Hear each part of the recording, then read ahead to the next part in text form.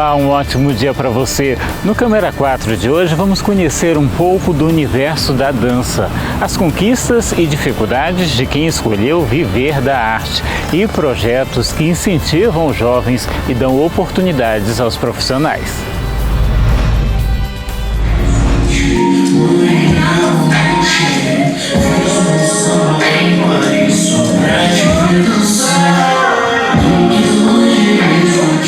Leveza, agilidade, força, movimentos que revelam técnica e interpretação que mostra dedicação.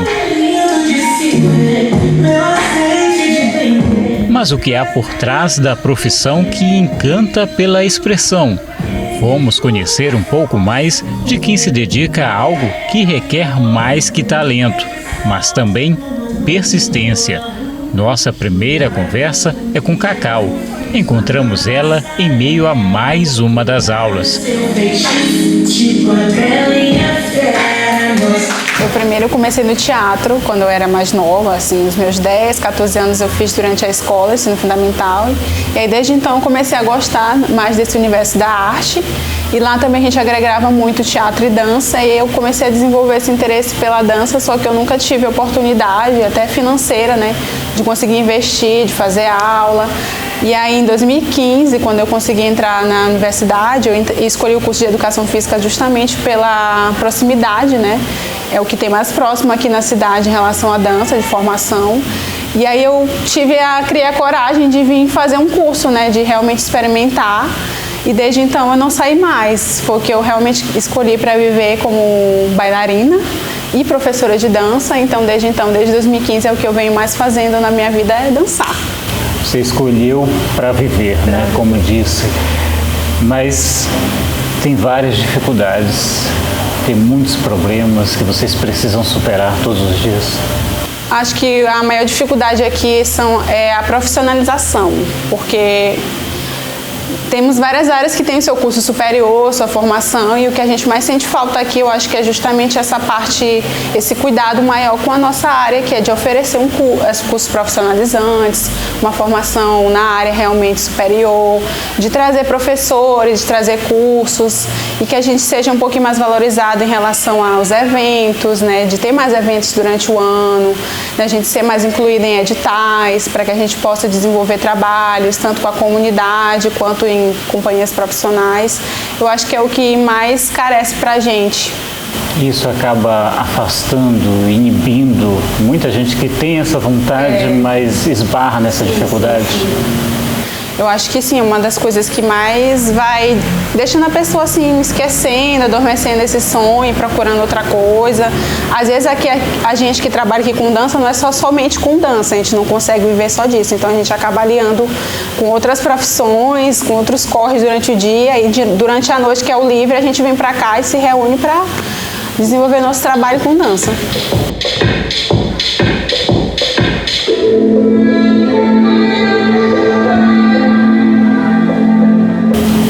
Já teve medo de ter que parar justamente por conta dessas dificuldades?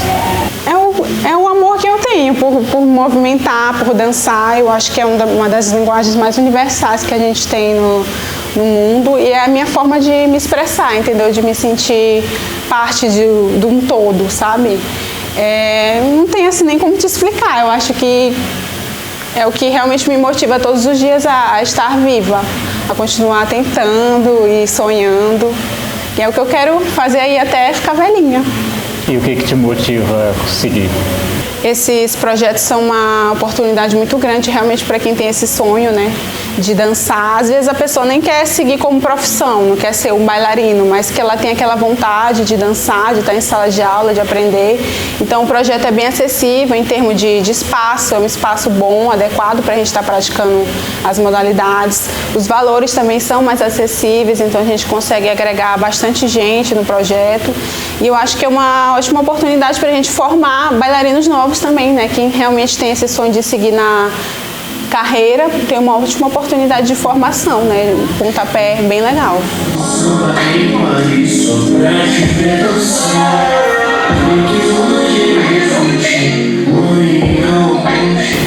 E e como é que você vê projetos como esses, né, que são desenvolvidos aqui, né, de que forma eles realmente colaboram?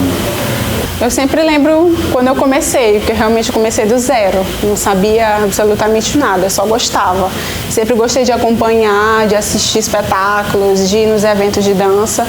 E eu sempre me imagino quando eu comecei. E eu tento passar o máximo do que eu posso, que eu já aprendi para eles, tento agregar bastante em termos de disciplina, de seguir um horário legal, de vir para as aulas de não faltar, porque isso contribui muito para a formação técnica deles, sabe?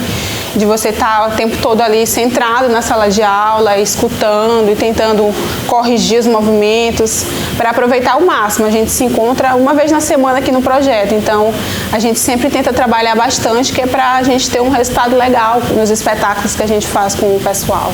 A gente chegou, você estava ali dando uma aula, né? Sim. O que passa pela tua cabeça quando tu está ali naquele momento, né, de passar esse conhecimento, essa técnica, mais do que isso até às vezes, né? O que representa para ti aquilo ali? A gente pega pessoas realmente assim que vêm do zero, que nunca pensaram em fazer nada e a gente vê elas no palco, é muito gratificante pra gente, né? Porque a gente acaba lembrando da gente, como a gente começou, e realmente estar no palco é o ápice, né? De todo o treinamento que a gente faz, e é muito bom ver. Eu conversei com os meninos também, o Abelardo, o Joilson, o Lucas, e eles falavam um pouco também sobre dificuldades, além da financeira, mas também da sociedade em si, preconceito, coisas do tipo. Você como mulher, como é que vê isso, né? Como é que avalia essa situação, né? E acha que a gente já melhorou com relação a isso ou não? Eu acho que em termos de reconhecimento a gente já deu, acho que uma melhorada, né? O povo acho que já consegue ver um pouco mais com um olhar profissional, não é só aquela coisa de momento, não é só estar se divertindo, sabe? A gente realmente tenta fazer um trabalho de qualidade aqui no estado, aqui na cidade, de levar trabalhos legais, espetáculos, de formar pessoas realmente, de um trabalho sério. Eu acho que a gente está galgando aí para melhorar, mas eu acho que ainda falta um pouquinho mais, acho que de centralizar, de juntar, né, o poder público, que é o que vai conseguir, né, ajudar mais a gente, que é o que tem mais poder. Eu acho de ter essa conversa, essa junção do poder público, da classe artística, de ver maneiras, estratégias da gente estar um pouco mais ativo, né, na cidade, de ser mais visto, de ter mais oportunidade. Eu acho que é um dos pontos que vai nos ajudar mais a melhorar aqui o reconhecimento do nosso trabalho. E o que tem entrado aqui no projeto, hoje ser professora, o que isso mudou na tua vida?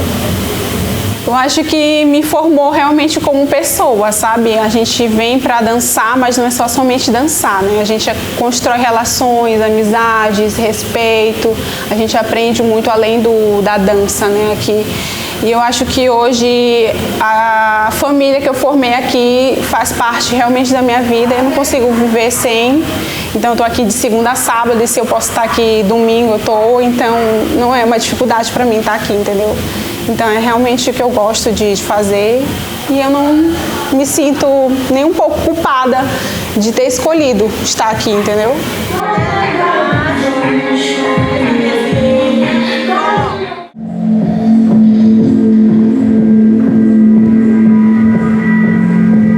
Caminho parecido com o que Ágata e Lucas também decidiram seguir. Se tornaram bailarinos por meio do projeto, que dá oportunidade e capacita jovens com oficinas e vivências nos mais variados estilos. Eu era aluno da escola de música, do curso de canto lírico, e eu precisava de alguma coisa que fizesse eu me soltar, e aí eu busquei a dança. Comecei no curso básico do SESC e aí eu acabei achando a dança um lugar muito desafiador.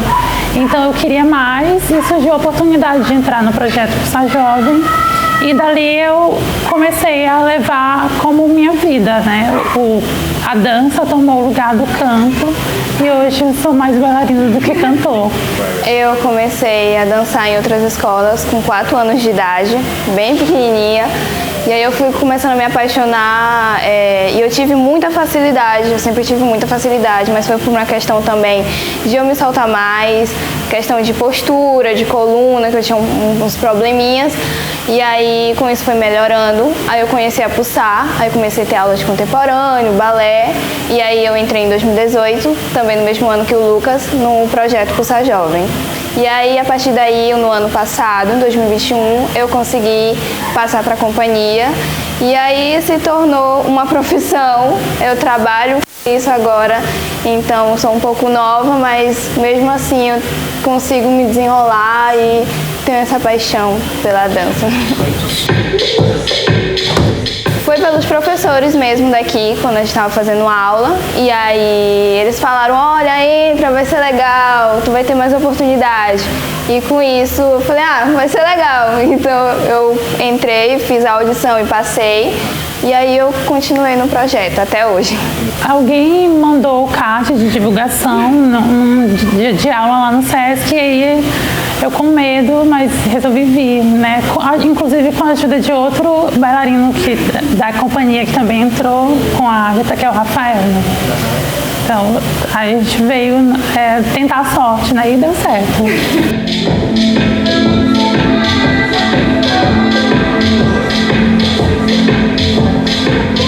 No início, o anúncio dizia que o projeto selecionaria bailarinos para a companhia, né?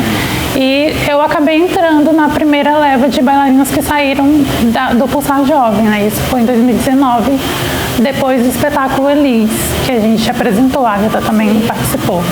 Então, e hoje eu também trabalho com dança, eu dou aula fora daqui, né? Em outra escola, já dei aula desde, acho que ano retrasado que eu dou aula. Então deu certo porque virou uma carreira, virou uma profissão.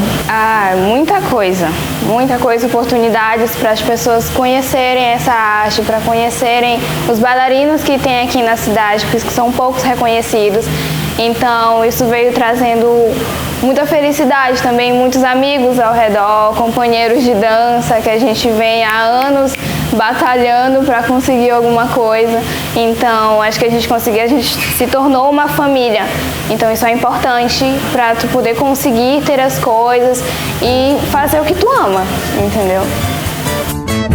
São mais de 100 artistas, bailarinos, professores que seguiram carreira. Um universo movido pelo impulso, pela arte e algumas certezas, difíceis até mesmo de explicar com palavras. Representa muita coisa, muita responsabilidade, representa uma paixão gigantesca, que só a gente que está ali dançando, que a gente está ali ensaiando dia, noite, madrugada, que a gente eu vou conseguir alguma coisa e fazer aquilo que tu ama para te relaxar, tu tá com problemas, tu vai dançar e isso se torna uma rotina e uma meditação. Então isso torna bem para você mesmo, entendeu? E é assim que eu me sinto. Para mim é mais do que uma profissão, né? É a representação do que eu sou de verdade, né? Um artista. Eu nasci para fazer isso aqui, eu nasci para ser artista, então quando eu estou em exercício da dança, eu sinto como se eu estivesse expondo quem eu realmente sou para o mundo, para as pessoas.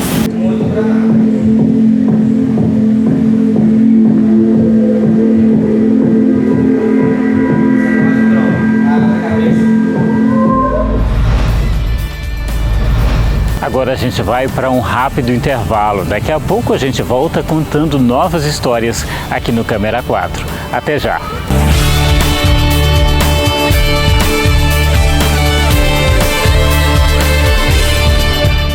Estamos de volta com o Câmera 4 e hoje estamos mostrando relatos de quem se dedica ao universo da dança. Histórias que revelam também momentos de persistência e superação.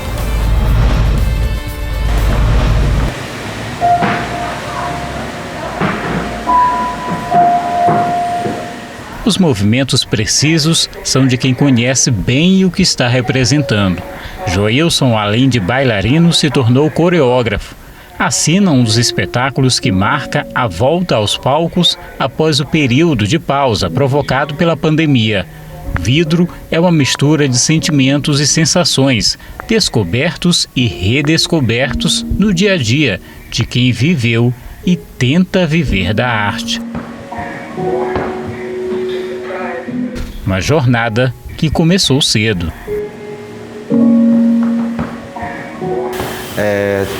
A dança, na verdade, apareceu para mim com 14 anos de idade, né? Eu já comecei a dançar na igreja, né, aos 14 anos. Depois de 2 meses, aí teve uma audição aqui na PSA, né, que foi um projeto Usina de Artes. E aí eu fiquei sabendo dessa audição, aí eu vim fazer. E aí demorou 2 semanas, eles soltaram o resultado e eu estava lá, né, com aprovado. E aí comecei a estudar dança aqui na PSA.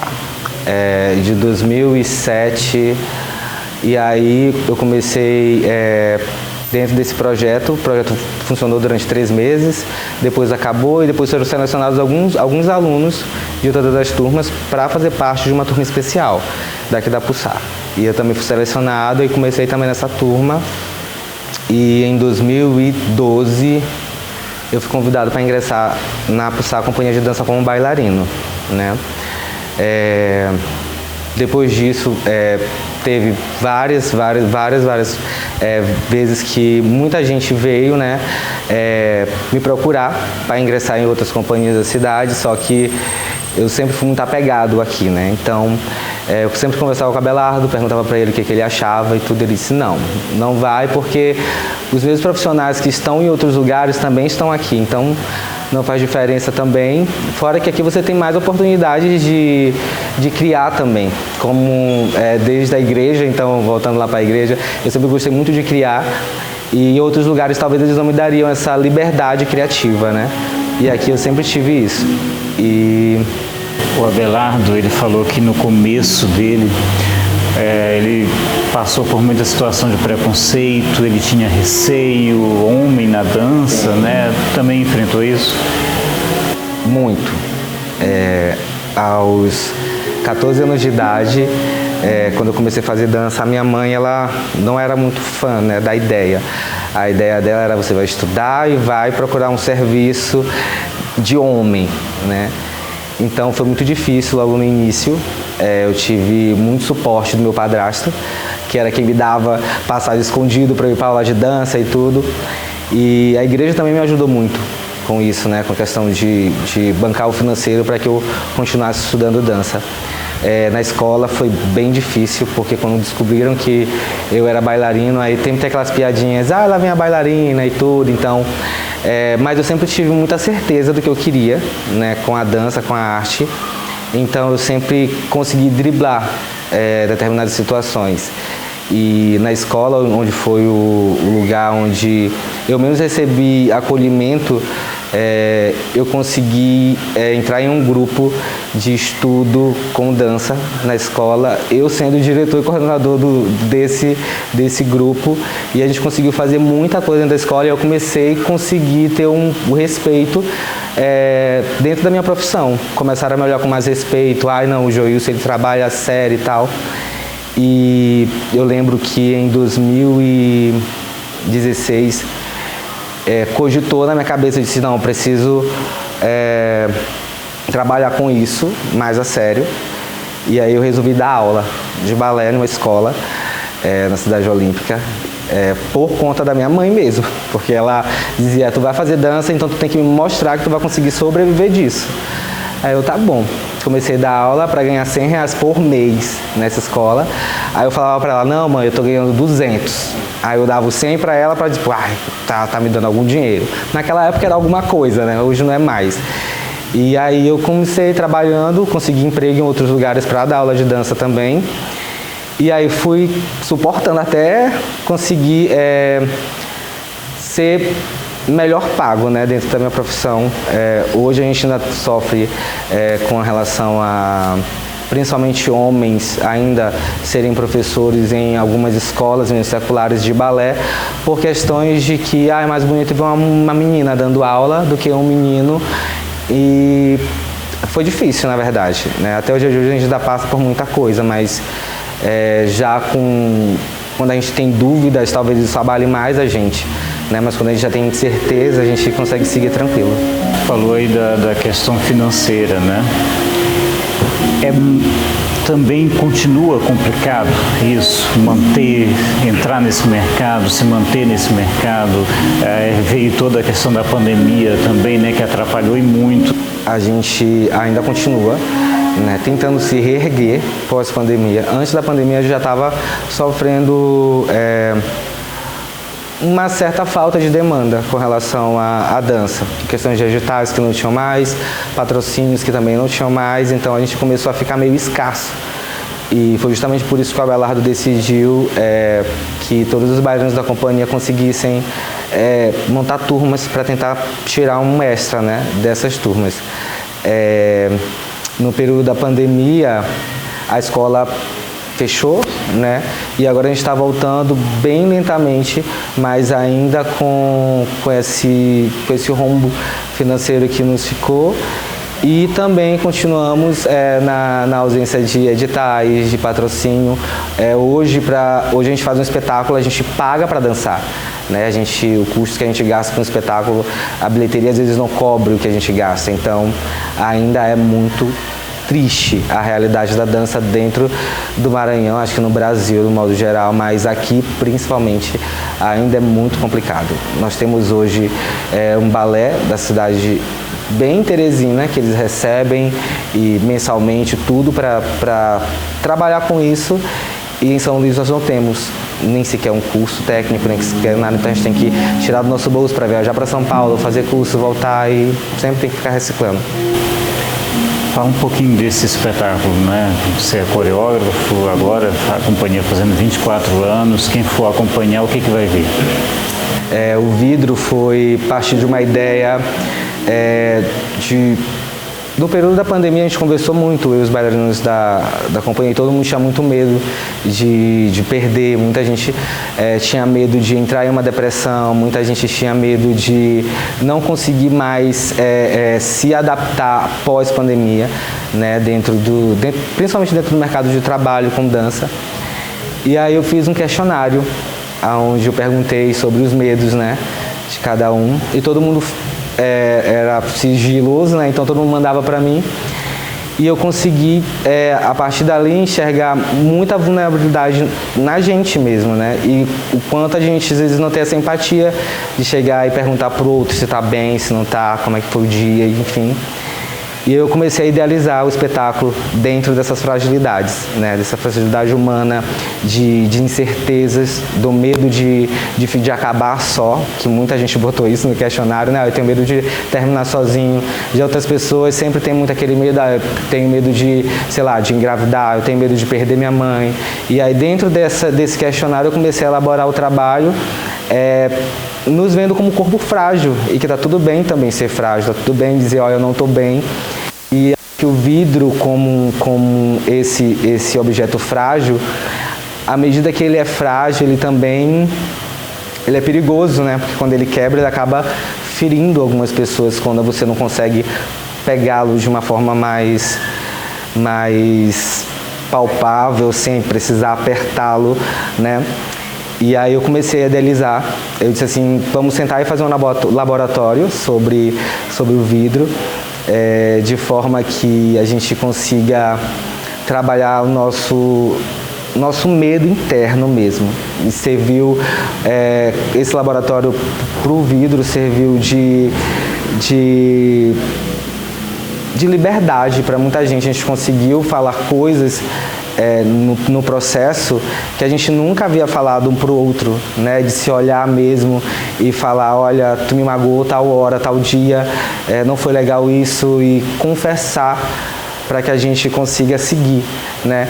E aí a gente gira em cima de um ciclo, o balé todo ele gira em cima de um ciclo, o nascimento, pós-nascimento das pessoas, conhecendo outras pessoas, se relacionando, e o final de tudo, que é a morte, né? O que mais nos assusta, todo mundo tem medo de morrer, né? Então, o balé ele gira dentro desse ciclo, onde as pessoas vão ver romance, vão ver quebra de alianças, vão ver uma mãe dando à luz, vão ver muita coisa que nos torna frágeis e também nos tornam fortes. obra que retrata a fragilidade e a força de quem precisa se desconstruir e reconstruir a todo o tempo. A dança é meu escape, né? Eu costumo falar muito isso. Eu acredito que se eu não trabalhasse hoje, eu não digo nem tanto quanto bailarino, mas se eu não trabalhasse hoje quanto criador, talvez eu não conseguiria suportar o peso do mundo mesmo, né? Tanta violência, tanta coisa ruim. E eu lembro que houve um momento da minha vida em que a dança, literalmente, eu sempre falava isso, a dança me salvou e tudo. Só que às vezes a gente fala e às vezes precisa acontecer uma situação muito forte, né, para que a gente entenda isso. E eu tive a perda de uma pessoa, né, do meu irmão, e ele era muito apegado comigo. E, nossa, eu estava num espetáculo em um dia, no outro dia meu irmão faleceu, então aquilo foi um baque, né, para mim. E o que me confortou foi a dança, né? Eu consegui fazer dessa dor, construir um outro espetáculo por conta dele, né? Fiz um espetáculo em homenagem a ele e aquilo serviu de cura para mim. E a dança é exatamente isso.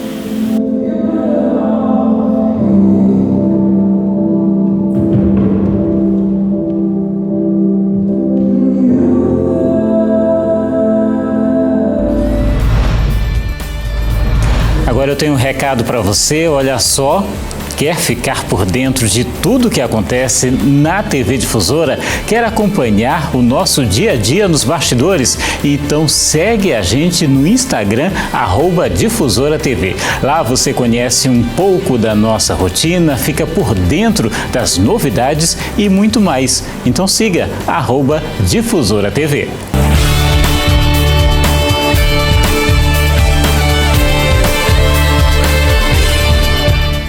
De volta com o Câmera 4 e nesse bloco vamos conhecer um pouco de uma das companhias de dança mais antigas do estado em atividade. Projetos que incentivam jovens e dão oportunidades aos profissionais e o retorno aos palcos após a pausa provocada pela pandemia.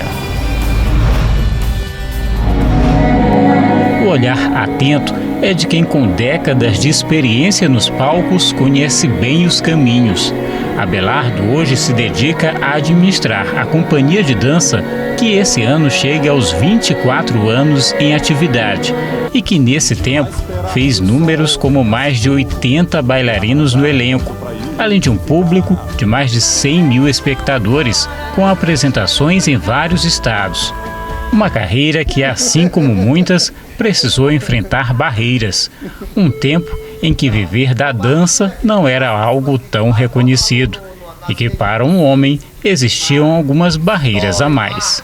Olha, a minha relação com dança eu já tinha desde pós-adolescente, mais ou menos, quando minha irmã, Regina Teles, ela tinha uma escola de dança, então eu já tinha uma ligação artística familiar.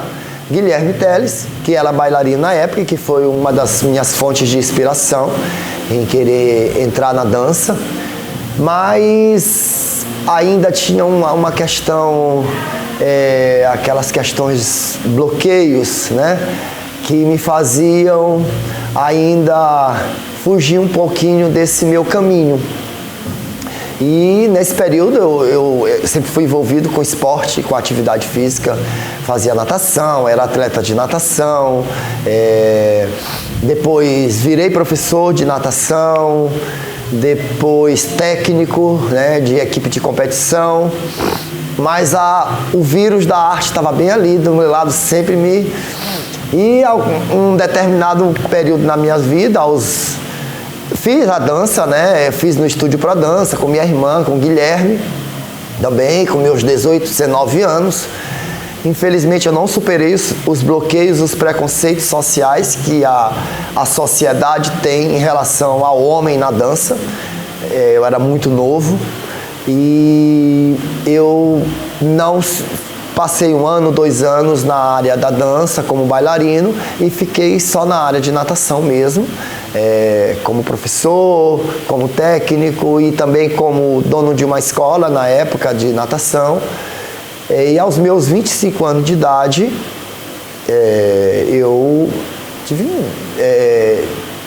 sempre quis, né? Estava ali, como eu disse. E aí, meus 25 anos de idade, eu tive uma oportunidade de voltar a dançar sem deixar a área esportiva, né? De natação, fazendo as duas coisas. E aquilo ali cada vez mais me absorvendo e eu gostando. E aí chegou uma hora que não dava para dividir as duas coisas. E aí eu tive que largar a natação e fiquei só com a dança. Na época, no Teatro Arthur Azevedo, lá no Corpo de Baile, onde a gente apresentou Catirina, O Sonho de Catirina, Nordestinamente, Orfeu e Eurídice, Escravo. Viajamos pelo Brasil todo e cada vez mais eu mais envolvido com a dança também. Comecei a dar aula de dança, trabalhar mais, né? Então foi mais ou menos essa minha entrada na dança. Você falou de bloqueios e preconceitos que acabou enfrentando nessa época, né? E o que te ajudou com isso? Eu acho que a maturidade. Eu acho que a família nunca teve problema em relação a isso, até porque a família sempre teve muitos artistas, né? Guilherme, eu, Regina e tal. Então a família não era o problema. Talvez era uma coisa mais minha mesmo, que eu tinha que superar. E eu... 18 anos, 17 anos é mais difícil, naquela época era mais difícil, né? Eu acho que hoje a sociedade já aceita um pouco mais, né? E os adolescentes eu acho que hoje são mais amadurecidos e desprovidos às vezes desses bloqueios, né? Eu acho que essa questão foi isso mesmo, foi um pouco disso, que com o tempo e a experiência que eu tive um pouco da minha vida, aí a gente, né, fica um pouco mais maduro e a gente supera essas questões. Eu falo muito com os meus alunos, principalmente os alunos homens que passam muito por esse problema na dança, né? Os homens, as meninas não, porque a família é o caminho que eles querem, mas os homens já é mais difícil. Quando os homens querem, E aí eu tive que superar umas coisas dentro de mim mesmo e conseguir fazer coisas super gostosas e vi que isso, a questão, isso independe essas questões sexuais, né, para fazer isso ou aquela atividade artística ou não, ou seja lá qual for, né? Você recebe muitos jovens, né? Você percebe que não um bloqueio, mas um certo receio eles ainda enfrentam? Eu acho que deles não. Eu acho que é mais da sociedade ou mais da família. Eu tive muitos alunos, homens, que tem muitas dificuldades e justamente esses... Por isso que a Pussat teve muito homens. Eu acho que todos os homens que passaram por aqui, pelas nossas salas, pelos nossos ensinamentos, o homem nessa parte da dança, como ele tem que superar todo esse bloqueio, toda essa questão social, ele ama muito o que ele faz. Então, por esse amor que ele tem à dança, consegue grandes resultados. A companhia, a Pussat, ela surgiu com 12 homens, 13 homens, né? 13 homens que nós surgimos através de um trabalho num certo período. Então, assim, e sempre a gente foi muito falado por conta disso, porque a gente sempre... Onde vocês acham esses homens? Eu não sei. Eu acho que é a questão mesmo de esse ombro, esse apoio que a gente dá, que às vezes não tem na família, que não tem em casa. Um começo que superou as dificuldades e deu origem a projetos e incentivo. Eu no Teatro Arthur Azevedo tivemos um período muito intenso lá e a gente tinha um grupo muito grande de homens e de mulheres, né? E a gente um certo ano que a gente teve uma pausa lá nas atividades do teatro, eu, Cléo Júnior, Geraldo Lafon e Carlos Kane, que nós éramos muito amigos e também dançávamos juntos. Geraldo Lafon hoje ele não se encontra mais vivo, não está mais com a gente, mas os outros todos estão ainda, não na companhia, mas trabalhando em outros lugares. E a gente teve uma ideia de fazer um trabalho para levar para um festival. Porque como a gente gostava de dançar e a gente estava parado, a gente fez vamos fazer um trabalho e tal. Veio a ideia do Bolero de Ravel, que foi um trabalho que a gente dança muito até hoje. A gente tem muitas lembranças das pessoas que assistiram esse. E em 98 nós fizemos esse trabalho com 13 homens que eram bailarinos do teatro, e a gente juntou essa galera, fizemos esse trabalho e levamos para o Festival Internacional da Amazônia, o FIDA. Nós tiramos primeiro lugar. Para isso acontecer, nós tivemos que ter o nome do grupo. Aí surgiu a ideia do nome do grupo, uma logomarca, que é essa logomarca que a gente estendeu para o estúdio e para o projeto hoje, né? E a gente levou sem grandes pretensões, a gente só queria dançar mesmo. E aí depois disso foi encaminhando. Em 99 nós fomos de novo para o FIDA, novamente nós fomos campeões, bicampeões do FIDA. Dessa vez não só com homens, nós também abrimos vagas para mulheres também na companhia. E nessa época nós tínhamos em torno de 17 bailarinos na companhia. E aí a gente começou sem pretensão e depois a coisa tomou um rumo muito grande. Na dança mesmo, a gente tinha muito reconhecimento do público, a qualidade dos nossos coreógrafos, dos nossos bailarinos. Isso foi conquistando. E hoje nós estamos com 24 anos. De lá para cá nós passamos por várias questões, aí começamos a profissionalizar melhor a companhia, recebemos apoios de governo, patrocínio do governo federal na época para a realização de projetos sociais, de espetáculos. Então a gente começou a época que o governo federal apoiava a arte, que não é agora, né? E nessa época a gente teve tivemos muitos apoios aqui mesmo dos nossos governos estaduais, municipais, pessoas que gostavam do trabalho da companhia.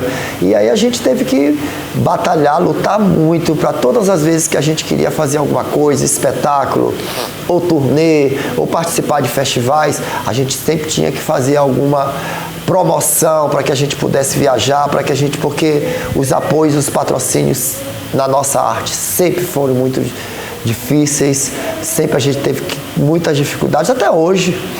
Hoje eu acho que talvez até mais.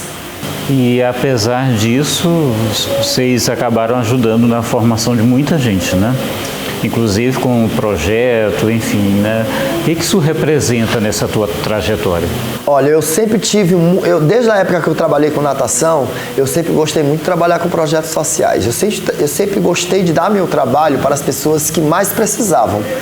E essas pessoas que mais precisavam e que mais abraçam são as pessoas mais carentes, né? Isso a gente tem prova isso hoje na companhia, né? E a gente começou a fazer inscrições para editais de projetos, né? Como Fábrica de Movimentos, Usina de Artes, onde a gente não só formava novos bailarinos, né? Dava oportunidade para essas pessoas que não tinham possibilidades financeiras para entrar numa escola particular, que infelizmente a nossa cidade, o nosso estado, basicamente, ela é feita 95% de escolas particulares na área de formação. E os projetos sociais, eles são muito poucos. A camada menos favorecida não tem acesso, né? E eu sempre tive muita atuação e sempre gostei muito de trabalhar com isso. Então a gente desenvolveu projetos de formação para esse público e também de aperfeiçoamento, porque eu não só pensava na companhia, ou no grupo, ou aqui no nosso espaço. Eu pensava nos nossos profissionais, na verdade eu pensava na dança como um todo. Eu sempre tive uma relação muito boa com todos os donos de escolas, professores, bailarinos de outros grupos, de outras escolas. E eu acho que eu poderia contribuir muito para essa formação ou esse aperfeiçoamento desses profissionais que atuam hoje na dança. E a gente também trazia profissionais de fora do estado para a companhia, para a nossa escola, mas a gente convidava gente de outras escolas para fazer parte desse projeto de aperfeiçoamento. A gente trouxe Mônica Lira, Alex Neural, Adriana Botoso e muitos profissionais do eixo Rio-São Paulo, Minas. E a gente sempre teve esse trabalho, essa preocupação nessa formação. E que deu, inclusive, um impulso muito grande na companhia, né? Na qualidade técnica da companhia, que eu acho que a gente precisava conhecer e ver um pouquinho do que se fazia lá fora, trazer um pouco dessa técnica para os profissionais. E os nossos bailarinos da companhia, eles faziam o trabalho de formação daquele pessoal iniciante.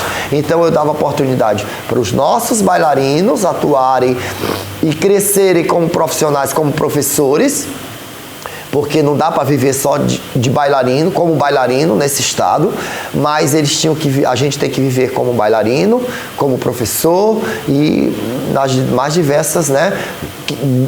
Quem dera um dia a gente tivesse uma companhia no estado que nós bailarinos não nos preocupássemos com outra coisa que não fosse receber nosso salário e dançar e nos aperfeiçoar. A gente tem que, além disso tudo, a gente ainda tem que dar aula.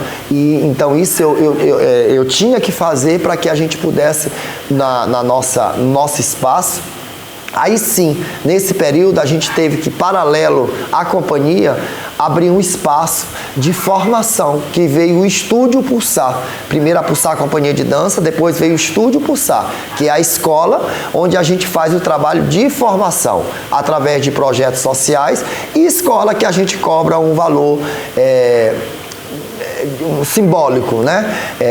Que aí veio o estúdio, que é o espaço físico onde a gente precisava para que tudo isso acontecesse. Isso que eu quero que tu explique agora, né? Hoje, como é que vocês estão organizados, que projetos vocês estão tocando, como é que está funcionando aqui? Certo, então, viemos a Pulsar Companhia de Dança, depois o Estúdio Pulsar, que é a escola, onde a gente trabalhava os projetos para a comunidade e tal, e para a comunidade iniciante e para o pessoal que já estava atuando e precisava aperfeiçoar. E aí, nesses projetos sociais que a gente começou a trabalhar, a gente sentiu a necessidade de criar alguma coisa com a nossa cara.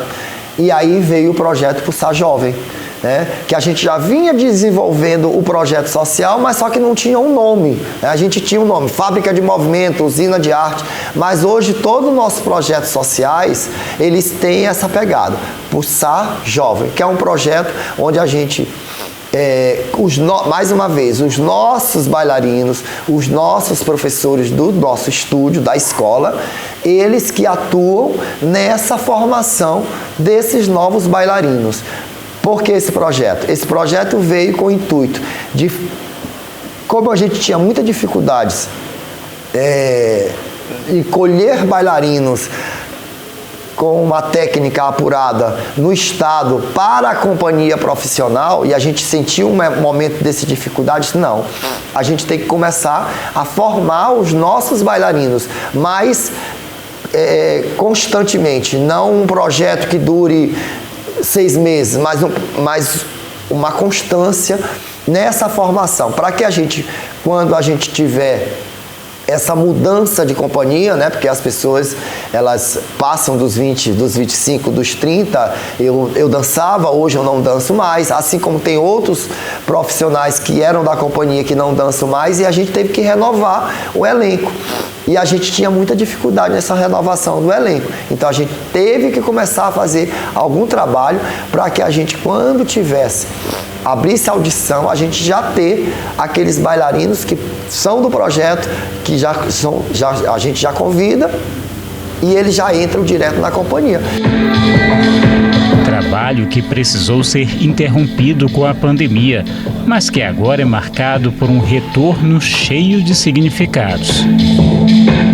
esse já é o nosso, eu acho que 20º espetáculo da companhia, né? Desde 2018, ou desde 1998, né? Até então, né? 24 anos, nós tivemos tempo de fazer muitos trabalhos. Começamos com trabalhos mais diversos, aí depois, em 2007, viemos com o nosso primeiro espetáculo completo com matemática, que foi um projeto patrocinado pela Funarte. Aí vem a Ministério da Cultura, na época Ministério ainda. Viemos com o Badulac, né, que foi um espetáculo bem interessante que nós fizemos em 2007. Depois viemos com outros espetáculos. E aí a gente estava há algum tempo sem fazer um espetáculo novo com coreógrafos de fora do estado, por questões de dificuldades. A gente passou por uma situação, o Brasil mesmo, a arte, a cultura passou por questões muito difíceis, né? E com esse governo piorou ainda mais a coisa, então a gente teve muitas dificuldades. E desde então a gente não fazia algum espetáculo. Geralmente os nossos espetáculos eram feitos por os nossos coreógrafos da companhia, professores, né? Espetáculos cenograficamente, que não fossem tão caros ou que não tivesse, né? E tivemos que fazer um trabalho novo mesmo. A gente queria muito fazer um trabalho para nos estimular, trazer um coreógrafo, e aí foi indicado um professor, um coreógrafo de São Paulo, o João Piraí, e nós trouxemos ele em 2019, janeiro de 2019, para fazer um espetáculo para a gente.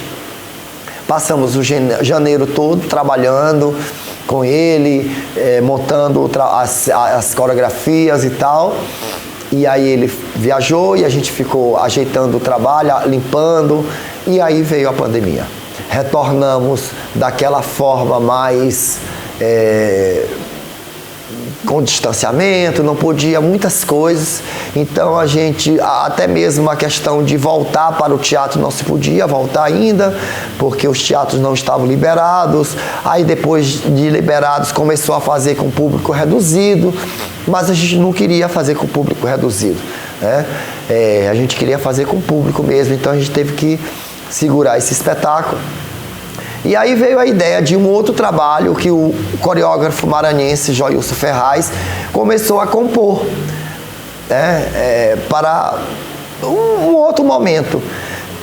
E como o trabalho, acho que cabia a gente fazer os dois, aí vamos fazer uma coisa inédita, vamos fazer 2 espetáculos juntos, né? Quer dizer, depois dessa loucura que a gente viveu, né, nesse período todo, até 2000, até recente, né, muito recente, e aí a gente veio em 2022 com uma composição de um novo trabalho, que foi o Vidro, e o do João Piraí, que é o Estranhamente Comum, que é um espetáculo inspirado no Maripê, que é um artista plástico, onde o coreógrafo se inspirou e trouxe essa ideia pra gente. E o Joilson, convidei o Joilson, que é bailarino e coreógrafo da companhia também, para ele fazer um trabalho. E ficamos com os 2 trabalhos prontos. E agora que os teatros foram liberados, a gente está voltando à cena logo com força, né? Bem forte, com 2 espetáculos já para tirar o atraso.